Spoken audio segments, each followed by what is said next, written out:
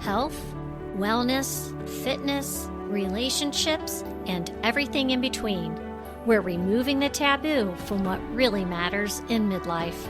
I'm your host, Michelle Folan, and this is Asking for a Friend.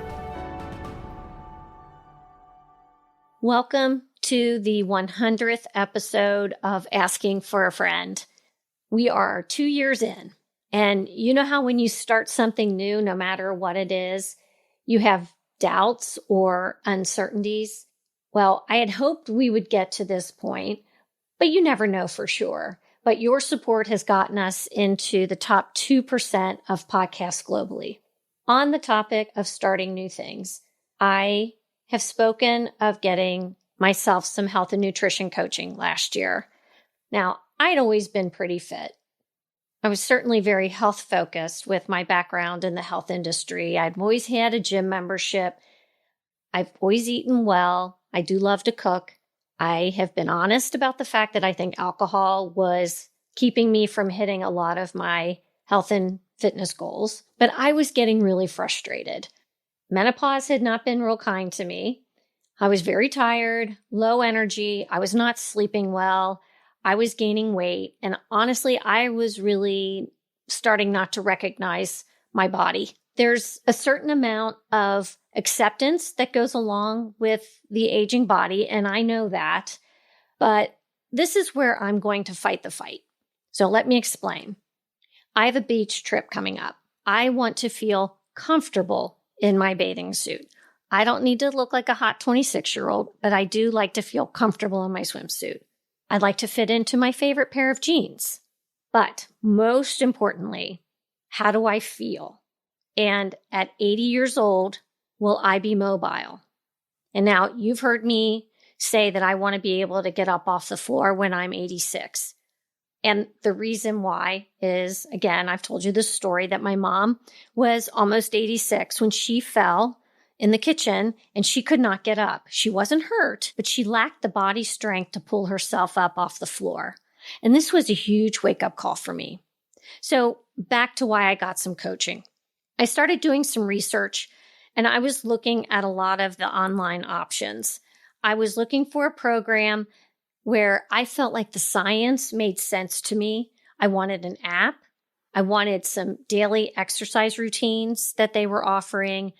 I wanted it to be midlife friendly because I didn't want to feel intimidated by a bunch of 22-year-olds working out. I didn't want this program to necessarily be gym focused because I wanted to be able to work out at home with not a ton of equipment. And I also like the macro focused nutrition that you hear so much about out there in the market right now. Here's what I decided to do. I went with the Faster Way program. And you may be familiar with Faster Way. You may have seen it out there. There's a lot of coaches that are Faster Way coaches out there. They started about 8 years ago, but they have done a really good job at adapting and changing as the data has changed. But what really appealed to me was they have 30-minute workouts with strength as being the emphasis. When they have their daily workouts, they have 3 people doing the actual exercises. So these people all have varying degrees of skill and fitness so that you never feel left behind. So if you're a beginner, you don't feel out of place trying to do these exercises. So I love that. You can do them at home or at the gym without, a ton of equipment. They focus on eating the right foods. And when I say right foods, I mean whole foods at the right times based on your activity level. So based on what the exercise is that day, your food's going to reflect that. There's recipes. They have a nutritionist on staff. They have a functional medicine practitioner. And there is an intermittent fasting component to this, but I don't think that is the full emphasis. Your macros are set by whatever your goals are. And I found that I wasn't eating enough calories. And I was probably stunting my metabolism, which was part of my issue. You always get support. There's always accountability. There's meal plans. There's educational resources. the program is sustainable and you can have food freedom without a restrictive diet. Like I said, this is not a diet. The benefits of more energy, I'm sleeping better, I've had fat loss, I feel as if I have better mental clarity. But honestly, that is all secondary to the strength and the overall improved health that I feel. And my nurse practitioner at my last appointment told me that all of my biomarkers had improved and to just keep doing what I'm doing. And that was all I needed. I was sold. So I completed the initial 6-week program, and I'm still with Faster Way, but I'm in their VIP group. And this way I keep access to the app and all of the workouts. But it was then that I decided to become a Faster Way certified nutrition coach. The one thing that I have loved about my career was the coaching aspect. And this tied in really well with the podcast as well. I have learned so much from my guests, and then with my 26 years in the health industry. So I got certified with the Faster Way in 2023, but if you fast forward to 2024, here I am, a certified coach, and I still have my full-time job and a podcast, but I wasn't doing any of the Faster Way coaching. Oh, and I was just about to turn 60 years old. But I knew morally and ethically that I could not start a coaching business while gainfully employed. But the thought of giving up my career and, frankly, my financial security, that was just such a daunting thought. You know, a lot of my self-identity was tied to my career. And, you know, I look back and I was able to support my 2 children as a single mom at one point in my life. I was talking to a good friend of mine. She's also a podcaster. Her name is Rochelle Conde Now, and she is the host of the Unabashed You podcast. And I was telling her about my quandary and what I was thinking about doing, but I was scared. And she always tells me, you know, do it scared. But she said, hey, Michelle, you know, it's never too late, but late is coming. And that stopped me in my tracks. I thought, oh my gosh, she's right. So after many discussions with my husband, Michael, I eventually decided that it was time to make the jump. But this was not without creating a whole bunch of anxiety for me. You know, I'd been working since I was 18, except for during the pandemic. And I now, looking back, think that those 10 months or so when I was not working was preparing me for this moment, because that gave me a taste of what it was like to not just not have an income, but to just not be working. Because it's hard to just all of a sudden turn it off. It's hard to explain. But then, you know, you have the thoughts in the back of your head. What if it doesn't work out? And then will women have trust and faith in me to coach them to improve their health? So on February 28th, on my way home from a work trip, I called my boss and I told him that I was resigning. It was surreal, but it really didn't hit me until about 4 weeks later, when I had wrapped up my last day and I had had a few days of not answering a second phone, Zoom calls, and also a lot of emails.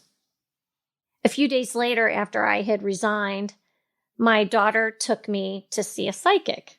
And this was for my birthday, for my 60th birthday. And I know some of you are going to totally poo-poo this. And trust me, the skeptic in me had me a bit leery, because I thought, oh, you know, this guy could just Google my name. He can get enough information about me just, you know, on the internet. But this guy is so busy. He's booked 6 months out. He's got back-to-back-to-back clients. I don't really see where he would have enough time to do a good Google search on anybody. But the minute I walked in, I noticed he had all these religious relics around his office. It was really interesting.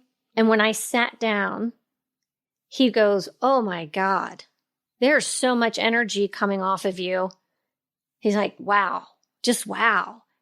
And I started laughing and I said, well, I just resigned from my job and retired from, a 40-year career. And he said, yeah, I can absolutely tell.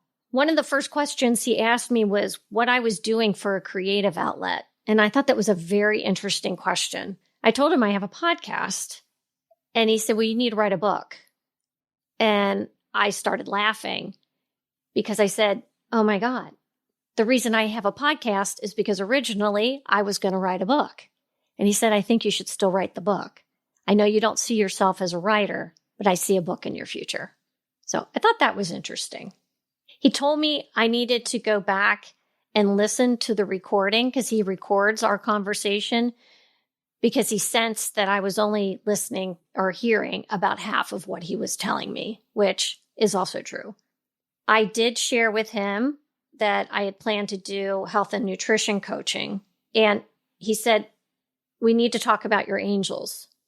He said that I should be talking to my angels every day and that I have a tendency to only ask for what I need and not for what I want. He said, when you're going through a really hard time, you can call out 10,000 angels. You can call out 100,000 angels. He said, but just you need to ask for what you want, not just for what you need.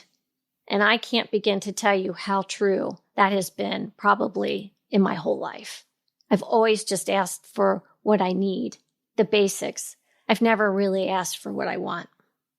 He said that I would be successful in my new venture. And I'm not kidding you when I tell you, I think at that point, I was finally able to take a deep breath. Someone outside of my immediate family was telling me that everything was going to be okay, and I almost started to cry. We keep so much bottled up within us sometimes that we don't realize how this stress affects every part of our being. It affects our sleep. It increases our cortisol.